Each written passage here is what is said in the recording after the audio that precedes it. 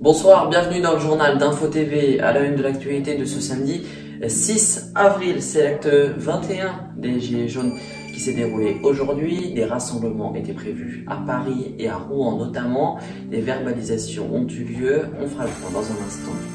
2 policiers ont été retrouvés tués à Avignon. Plus d'informations à suivre. Un nouveau séisme a eu lieu en Charente-Maritime d'une magnitude de 3,6 sur l'échelle de Richter. On en parle dans quelques instants. Les nouveaux radars vont faire progressivement leur apparition. Je vous en parlerai à la fin de cette édition. Et puis il y aura l'info inconnue et la météo.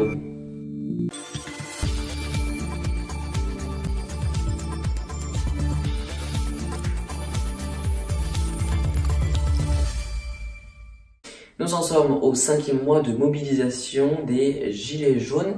L'acte 21 s'est déroulé ce samedi. À Paris, à 14 h, 21 interpellations avaient été réalisées et 6 amendes pour participation à une manifestation interdite, car il y a des quartiers qui ont été interdits à la suite de l'acte 18 des Gilets jaunes qui a été dévastateur, surtout à Paris.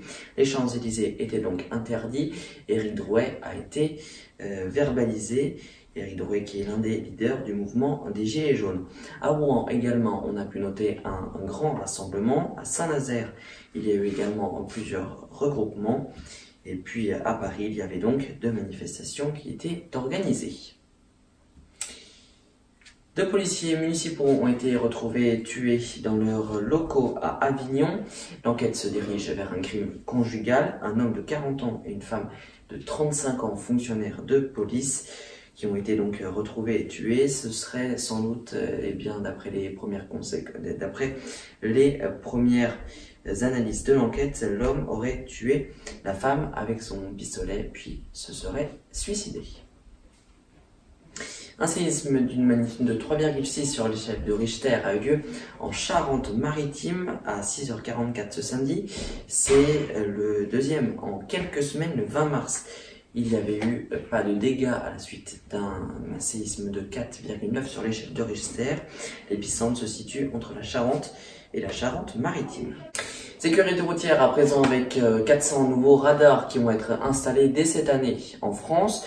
On l'a appris en début de semaine. Ces radars qui vont être situés à 4 mètres du sol pour éviter des tags et des incendies, car les actuels radars de 3e génération sont quasiment tous hors service à la suite du mouvement notamment des Gilets jaunes. Ces nouveaux radars, ils pourront calculer la vitesse des voitures pour chaque voiture et non plus pour l'ensemble de la photo. Actuellement, c'était le cas dans les 2 sens de circulation et également pour les distances de sécurité et aussi pour les téléphones au volant et le port de la ceinture de sécurité. Pour le moment, ils calculeront seulement la vitesse.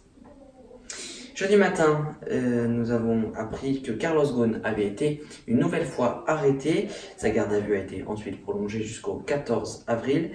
Il est soupçonné de nouvelles malversations financières. On a appris également que Renault refuserait de lui verser sa prime de retraite record de plus de 760 000 €. C'est l'ère de l'info inconnue et savez-vous qu'une personne passe en moyenne 2 semaines de sa vie à attendre que le feu rouge passe au vert. On fait le point sur le temps à présent avec de la pluie demain partout en France, sauf dans le nord-ouest du pays où il y aura quelques nuages. Sur les Alpes, il va pleuvoir, il a neigé cette semaine.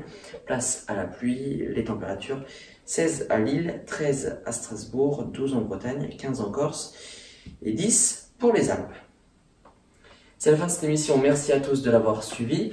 Mercredi, vous avez rendez-vous avec le 2e épisode du Palmarès Cinéma présenté par Lucas Costillas et Théo Tornet. Demain, vous retrouvez d'ailleurs Théo Tornet à 13 h pour le journal audio.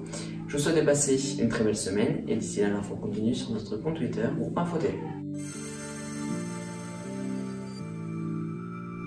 Suivez toute l'actualité française et internationale en continu et en direct sur notre compte Twitter, Groupe Info TV.